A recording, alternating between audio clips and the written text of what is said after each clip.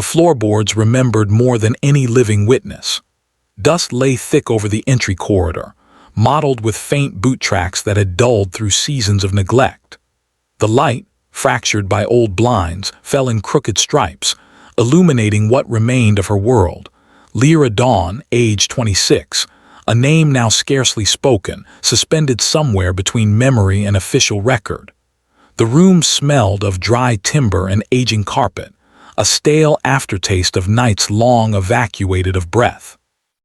This was where she'd last been seen, where her laughter, her arguments, her final hours had hardened into stillness. The investigator stepped inside again, as if waking the house with the simple pressure of his presence. He didn't rush. The air insisted on slowness. He paused near the threshold, inhaled chalky silence, and allowed his eyes to reorient themselves to the spatial memory he'd carried for decades. The file he held creased, annotated, touched by more hands than truth deserved, slid beneath his thumb. Leora Dawn, graphic designer, recent transplant from Portland, a woman with precise penmanship and a documented fondness for old Polaroid lenses. No criminal entanglements. No known disputes beyond a neighbor complaint about late-night music from her loft. The absence of conflict had once made her case feel directionless, unbearably clean. He recalled the previous search in this space: gloved hands, empty drawers, an unmarked mug in the sink. That time had ended in quiet resignation, the official closure that never truly closed anything.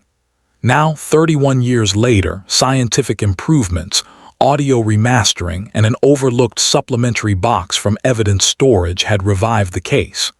The investigator's return was not celebratory. It was dutiful, mechanical, weighted by his sense that he'd failed the first time. He set the file on the mantel, beside a toppled candle holder still coated with flecks of pale wax. A film of attic-like dust stirred when he opened the folder. The photographs lay in sequence. Her smiling at a gallery opening, her keys on the table, the loft windows open to Denver's late summer dusk. The final photograph, taken by police, showed her bed undisturbed, sheets neat, no imprint suggesting struggle, yet she had vanished. A gentle life erased without evidence of force. The puzzle had always been the absence of distortion, crime without visible fracture. Outside, traffic hummed faintly in the distance, an urban reminder that time had moved on without her. Inside, everything held the same still scent, a blend of disuse, paper, and faint citrus from a cleaner applied long ago. The investigator traced his gaze across the wall where her corkboard once hung. The faint rectangular discoloration remained, lighter than the surrounding paint, a ghost of pinned sketches and clipped magazine pages. She had worked here, drafting poster layouts, illustrating album covers for a local band. Her portfolio had gone on to be shown posthumously, though few knew the name behind the art. He lifted a Polaroid from the evidence envelope. She stood at a lakeside with a tripod, wearing a denim jacket too large for her, smiling not at the camera but at the space beyond it. The photograph held a small note on the back, her handwriting compact and steady, color temperature perfect, horizon still. The investigator whispered the words silently, imagining her saying them to herself. She'd been meticulous, observant, patient, qualities rarely compatible with sudden disappearance. A floorboard released a soft complaint under his weight. He moved toward the studio corner where her desk once stood. The wood grain of the floor still held faint marks from chair wheels. He crouched, examining the lower paneling, and detected an unfamiliar disturbance. Something subtle, an indentation near the wall molding. He removed a slender tool from his bag and drew the molding gently away. Behind it, wedged tightly, lay a photograph sleeve yellowed by time. He eased it out. The sleeve contained a single image, more faded than the others, slightly curled but intact. Leora at her desk captured from behind. The angle was candid, almost secret. Her head crooked toward the window, hair pinned loosely. The reflection in the glass showed a partial outline, A second figure blurred, positioned in her doorway. The figure was tall, posture-controlled, features obscured by glare. The original investigation had catalogued only 5 photographs in her loft. This 6th image had been concealed, perhaps unintentionally, perhaps not. He felt the room tighten, not with fear, just the gravity of revision. The house, once mute, now confessed gently, like an old witness recalling a detail it had suppressed out of habit, not intent. He placed the new photograph beside the older set. The composition suggested familiarity. She wasn't startled. She wasn't turning abruptly. She seemed mid-conversation, her shoulders relaxed. Whoever stood there had been expected, known, possibly trusted. His pen scratched lightly across his notebook. Unknown presence, reflective capture. Timeline, final week before disappearance. A breeze from the hallway shifted the stale air, nudging a loose paper from the file. It fell soundlessly. He picked it up, nodding the faded police script typed on aging stock. Interview neighbor J. Stroud. The man had lived across the hall, a soft-spoken accountant who'd offered little beyond generic recollections. Stroud's statement had been considered marginal. He described hearing Leora's record player at times, the occasional visitor, laughter, then silence. That interview had ended with the investigating team marking Stroud uninformative. Yet on the reverse side of the form, barely legible in pencil, another note appeared. Frequent visitor, evenings, tall male, voice mild. No author initials, undocumented in the original summary. Possibly added post-log or lost among routine procedural tasks. He wrote again, returned to Stroud's archive. He stood a moment longer in the center of the loft, listening to the static quiet. His reflection in the window overlay the city like a pale watermark. In that same reflection years ago, a silhouette had watched Leora. The correlation felt undeniable. He moved to the kitchen alcove where an old tile crack ran diagonally like a dormant scar. The scent here was more mineral, less wooden. A small detail drew his eye, a strip of masking tape under the sink lip. Peeling it free, he found a handwritten reminder, pickup, Thursday noon, final draft. No name. No company, no address, just the promise of completion. He added it to the growing constellation of clues and deduced, carefully, the one thing that now reframed the case. Leora had been working on something she intended to deliver, a design or photograph series likely significant enough to require discretion. Yet not secrecy. The tone of her note was casual, professional. The investigator's breath fogged faintly in the cold light, though the room itself was not chilled. He ran fingertips over the counter edge, unearthing faint impressions of paint smudges where she had once mixed color swatches. Every surface remembered her more honestly than testimony had. His phone vibrated once, a message from the lab. They processed the rediscovered audio tape found in a mislabeled evidence box last week. That tape had been recorded 5 days before she vanished. The remastering isolated 2 voices. One was hers, calm, even, discussing layout revisions. The other belonged to a male speaker, unidentified in the original analysis due to equipment limitations in 1992. The update now indicated tonal markers consistent with someone she knew well, though the words remained muffled beyond clarity. He returned to the mantel, studying the candle holder. Its base carried a faint scratch, circular, deliberate. He set it upright. The scratch aligned perfectly with an outline etched into the wooden surface, a habit perhaps of placing it the same way each night. Except the final night, the police photographs had shown it toppled, an inconsistency so minor it had once been ignored. He whispered into the stillness, voice barely audible, routine disrupted. The words felt like acknowledgement, not revelation. He retrieved the final sheet in the folder, a newspaper clipping from August 1992 showing Leora at her debut exhibition. She stood beside a tall man. The caption listed her name but not his. In the image, he looked slightly away, posture neutral, expression unreadable. Yet now, juxtaposed with the hidden photo from the wall molding, the alignment of height, build, and quiet presence became unmistakable. This wasn't coincidence. It was forgotten detail, overlooked pattern. Her life had never been solitary, merely underdocumented. A soft tap echoed from somewhere within the loft, likely a settling wall or pipe shift.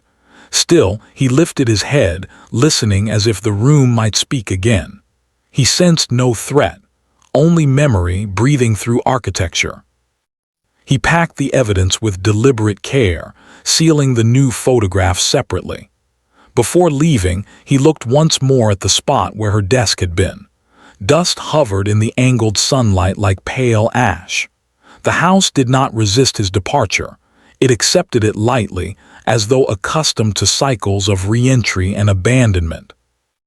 At the door, he paused. A faint scent reached him, possibly lavender, possibly a remnant of her preference for subtle oils. Whatever it was, it held no dread. Merely the trace of a person who once lived here honestly, unguarded, unaware of the quiet observer she'd allowed beyond her threshold. He stepped into the hallway. The building hummed with modern tenants now, unaware of the unresolved narrative sealed within their walls. His footsteps descended toward the ground floor, each landing creaking in subdued recognition. The case was no longer void of shape.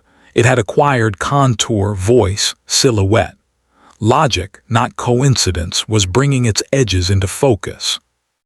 Outside, late afternoon dimmed toward evening, the light flattening across shingles and telephone lines. He felt the weight of the file in his hand, not heavy, just persistent. Justice, he thought, often moved like this, slow, unembellished, precise. He had no certainty of closure, only the knowledge that truth had begun again, quietly, like a refrain remembered after years of forgetting. He did not glance back at the building. There was no dramatic need. The past remained where it was, and he would return when required, but for now, a single thread had been pulled and the fabric shifted. He drove without adjusting the radio, without the comfort of background sound. Silence, in his line of work, was not absence. It was a form of alignment. The road out of Denver stretched into clean lines, lit sparsely by winter-lean street lamps that blinked like half-remembered signals. The case file sat on the passenger seat, idle yet animate, its corners worn from decades of mishandling. The new photograph, the sixth one, was sealed separately, a quiet passenger carrying more weight than any confession had ever delivered. He reached the archive building at dusk. The structure had once been municipal, brown brick, skeletal outlines, windows that looked like they'd forgotten how to open. Inside, the temperature dipped, not sharp, just stale. Records, years of them, slept in metal drawers. The hum of old ventilation whispered above, a mechanical sigh.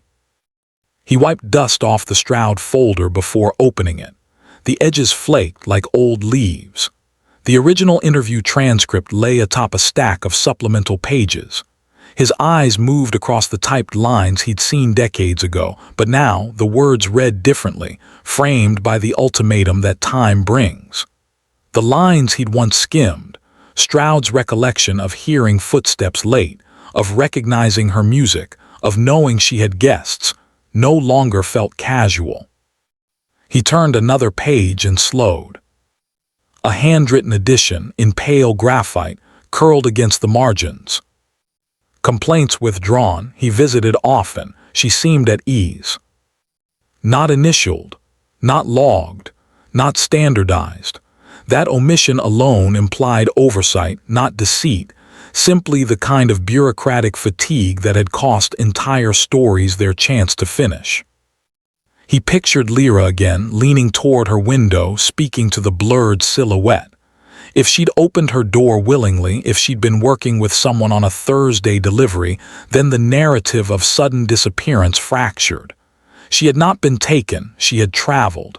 Not forcibly, not violently, quietly. He looked down at Stroud's signature. The script measured, looped delicately. Stroud had died in 2008, leaving no supplementary statement. His memory was now transcript, nothing more. The investigator turned to the audio transcriptions from the newly processed tape. The lines were fragmented, clipped, incomplete. Leora, stacked frames, adjustments, I'll redo the skyline if needed. Male voice, no rush, it has time. Then a pause, the sound of something shifting, paper perhaps, or a chair. Then, male voice, we keep this clean, no noise, no attention. He reread the last line. It didn't ring sinister, not in tone, not in pitch. It felt procedural, professional. She had been preparing something discreet, likely art-related. She was careful, precise, dedicated to detail. Silence would have been her chosen atmosphere. He placed the transcript down, adjusting a pen that had rolled onto the floor. The scent of old ink filled the room, a smell that always reminded him of deadlines, of unfinished statements, of the soft weight of legal waiting. He retrieved an index card tucked at the back of the file, a list of gallery contacts. One name had been circled faintly with blue highlighter, Ramai Sloan, a curator who'd left Denver soon after Leora vanished. According to travel records, Sloan had relocated to Santa Fe, changing galleries twice before settling into private acquisitions. He wrote the name carefully on a fresh page. A soft clatter emerged from the corridor, janitorial equipment, wheels turning. The building didn't like staying quiet for long, even when its contents required reverence. He closed the Stroud file and slid it back into storage with an unusual tenderness, as if returning bones to soil. Outside, cold air met him with a neutral greeting. Night had folded fully over the city, thinning the horizon into a quiet strip. Streetlights made the pavement gleam in rectangular pools. His car engine turned over gently, a cooperative sound. He considered Leora's timeline again. The missing hours, the unwritten delivery, the last witness who hadn't known he was one, the man in the photograph, present, silent, almost comfortable. He drove south, the highway smooth, the world reduced to his headlights and the soft rhythm of reflective markers. Each mile felt like a recalibration of the old narrative. At home, he didn't turn on overhead light, only the desk lamp. Warm, soft, indirect. He laid the new photograph flat on an archival sheet. That image, the reflection of a tall man at her threshold, was not intrusive, not caught in act. It felt routine, regular, a Thursday visitor. He opened his laptop, accessing digital restoration files. The lab technician had enhanced the reflection by adjusting exposure levels. The male figure's outline sharpened slightly, just enough to indicate a long coat and narrow stance. Nothing definitive, nothing prosecutable, just presence. Next, the gallery roster from 1992. Opening nights, speakers, benefactors, artists. Leora's debut had attracted moderate attention. Reviews mentioned her precise visual calm, gentle tonal control, absence of spectacle. She didn't aim for noise, she built atmosphere. He hovered over Sloane's name again. The curator had written the exhibition notes. Those notes, in their printed form, spoke of restraint, of honest clarity, of human absence within landscapes. He paused, letting the irony sit unannounced. The truth forming wasn't explosive. It was muted, like dust shifting in old sunlight. Something had happened to her, but not of the sensational variety so often hunger for resolution. She had walked out, likely under her own trust, following a plan that required no audience. He reviewed the financial logs next. Small payments spaced evenly from a regional art syndicate to her account. Amounts that would not have alarmed any investigator then. But the dates each Thursday marked a rhythm. Every Thursday noon she prepared something for someone. A draft, a print, a final installment. The last Thursday, scheduled, not completed. His pen began to write without hesitation. Possibility, voluntary transition, not disappearance. Not escape, not abandonment, a transition, something professional, something expected. He leaned back, the chair releasing a soft groan. A glance at the clock showed near midnight. He didn't feel fatigue, just alignment. His pulse remained steady, his thoughts linear. A phone alert blinked. A scanned letter had been processed by the Archive Division. Dated August 14, 1992. Addressed to her, unsigned. The letter read, "The final collection prints beautifully. I'll ensure the transfer is quiet. Trust the schedule." Again, no threat, no urgency, just method. He stared at the single word in the letter that carried more weight than its writer likely knew. Transfer. Transfer of what? Ownership, rights, relocation. He closed his eyes briefly, letting the thread settle. Not disappearance, displacement. She had been preparing to move her work, perhaps herself, into a private portfolio. A quiet acquisition. A move free of noise. In art communities, such shifts weren't dramatic. They were negotiated, sealed, and archived. So why no record after that day? He opened her final bank statement. A single withdrawal, modest, not escape level, not panic-driven, enough for travel. She had left, or intended to. His breath thinned, controlled. The weight he'd carried for decades, the belief of harm, of loss, no longer held the same shape. He whispered, not to the room but to the case file, to the old photographs, to the dust-laden loft that had waited. She didn't vanish, she exited. The words weren't dramatic. They were steady, honest, the logic held. Her silence was chosen, not inflicted. He reviewed the studio photograph again. Her shoulders at ease, her focus outward, her trust unguarded. The man behind her was not intruding. He was participating in the final frame of her known life. The realization arrived without crescendo. She had orchestrated her own quiet removal from public record, folding into an acquisition circle that operated without publicity. The gallery community had transitioned. She had transitioned with it. There would be no courtroom revelation, no grand suspect, just the solemn understanding that she had stepped out of the documented world and into a curated obscurity. He closed the file slowly. The loft, the candlestick, the calendar note, none were marks of violence. They were the residue of departure. Not tragic, not chaotic, simply human. And yet the quiet ache remained. Not for justice, justice in the technical sense no longer applied, but for the fragment of her that stayed behind, embedded in the walls, the dust, the light that moved across her floorboards. She had left, but the space she vacated never quite adjusted to the absence. He turned off the lamp. Sleep did not come, not because of unrest, but because some stories did not end, they just settled. Morning arrived with a pallid, unhurried glow, the kind that didn't so much brighten a room as acknowledge it. He sat at his desk with the blinds half drawn, allowing only a thin rib of daylight to cut across the case file.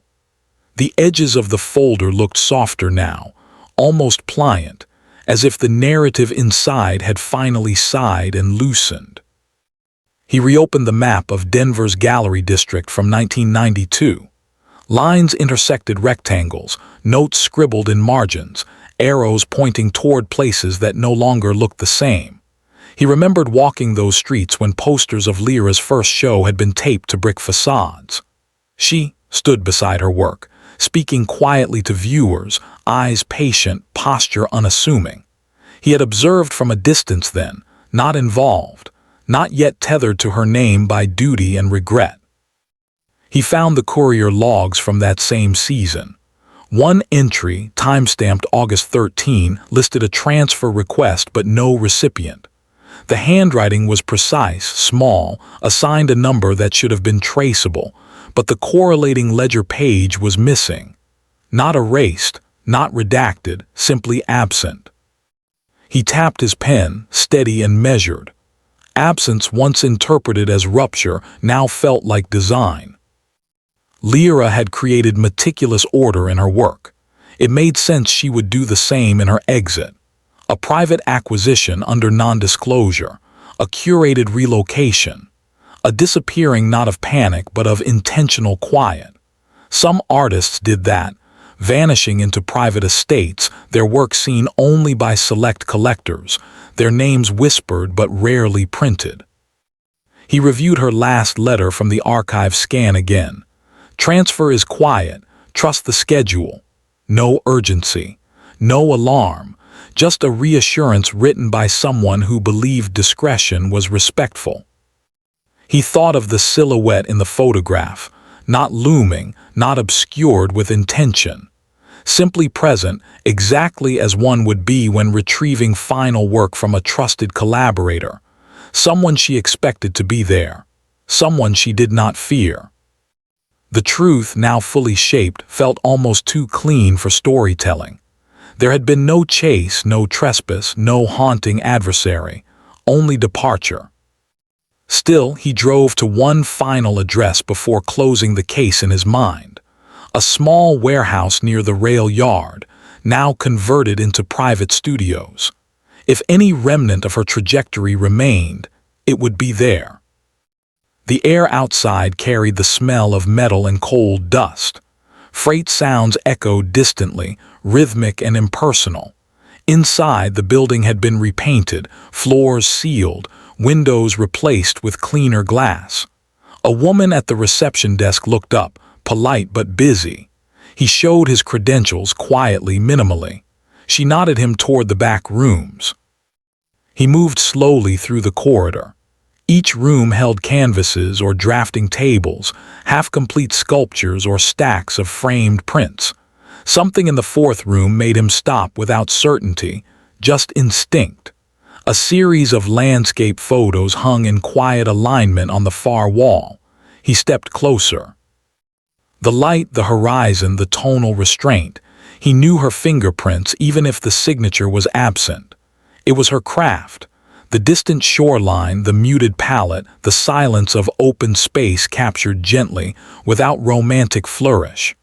These were not new works. They were old ones preserved, still unlisted. He spoke to the attendant of that room, voice low. "These pieces, how long have they been here?" She checked her ledger. Stored privately since 1993. No public exhibitions. Acquired under confidentiality. He nodded once.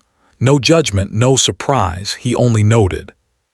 He thanked her quietly and stepped out. In the parking lot, he sat behind the wheel without starting the engine. Wind pressed lightly against the car windows, neither warm nor threatening. The world continued, unchanged by the realization that a case once labeled cold had simply never belonged to the genre of loss at all. Her disappearance had not been flight. It had been transition, a relocation into curated anonymity.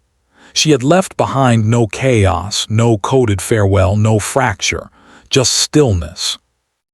He opened the photograph one last time in the insulated hush of his car. The silhouette behind her, no danger in the posture, no tension in her shoulders.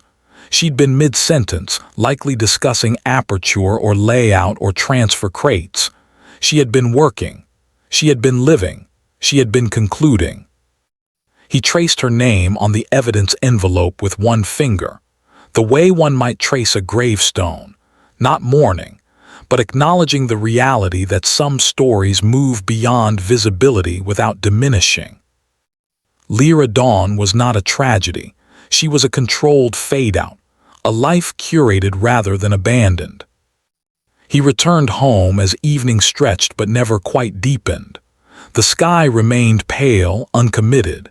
He placed the case file in its drawer, not sealed, not locked, just stored. The kind of ending that didn't require ceremony. Before the drawer closed, he paused. Not to reconsider, not to hesitate, but to acknowledge the quiet of resolution that wasn't quite closure. She had walked out of one frame and into another, unseen by public record yet intact. He sat down, letting the room return to its usual order.